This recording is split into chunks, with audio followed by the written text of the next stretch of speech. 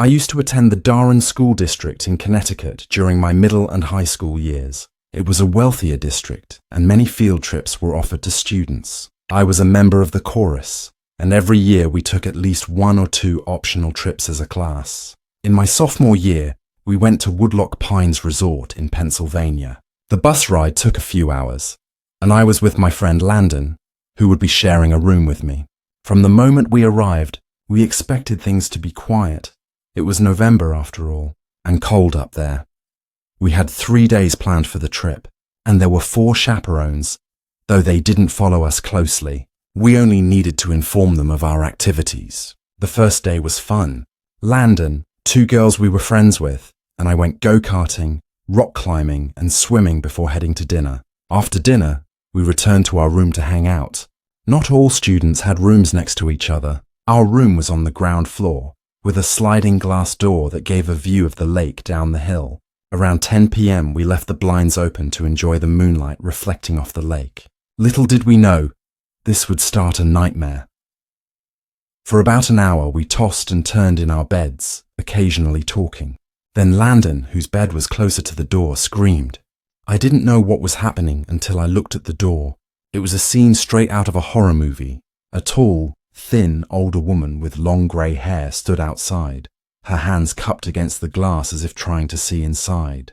She then walked away. Landon looked at me, waiting for me to get up so he could follow, and we ran outside to find her, but she was gone. The cement path, the surrounding grass, and the hillside were all empty. We both saw her, so we knew we weren't imagining it. The next day, we didn't tell any chaperones, but told the 2 girls we were friends with.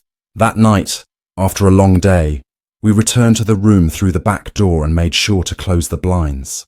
Landon fell asleep first, and I followed about half an hour later. I woke to silence and unease, whispering Landon's name. No answer. When I looked to my left, towering over my bed was the tall woman. She said, "Your back door was unlocked," and then walked outside. Frozen, I woke Landon, and we locked the door, agreeing to stay awake for the rest of the night.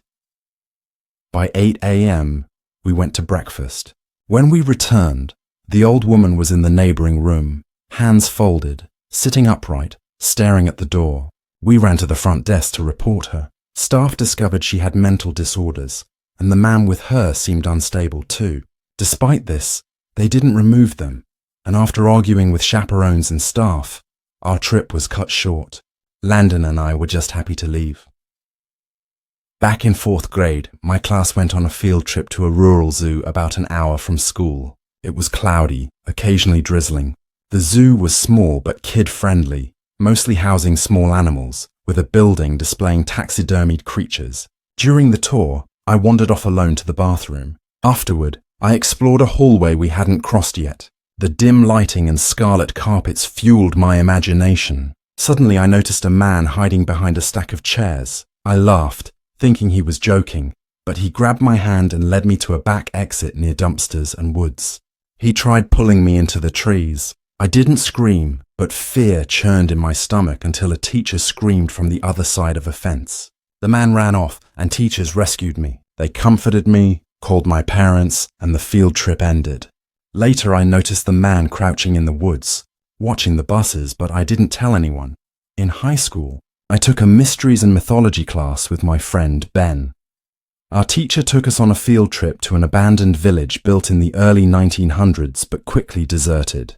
The tall, archaic buildings, boarded-up windows, and overgrown grass gave off chilling vibes. While the class explored, Ben and I snuck off to investigate the tallest building. We found a hole leading to a basement ladder and climbed down using our phone flashlights. Inside, the floor was tight and dusty, littered with old wooden planks and beer bottles. A wooden stairway led up into complete darkness. Each step creaked, making it feel as if I would fall through. Suddenly, a loud noise came from one of the small rooms, like a rock hitting concrete. Frozen, Ben and I tiptoed to the opening and shone our lights inside. We saw 3 figures standing about 10 feet away, facing us, eerily calm.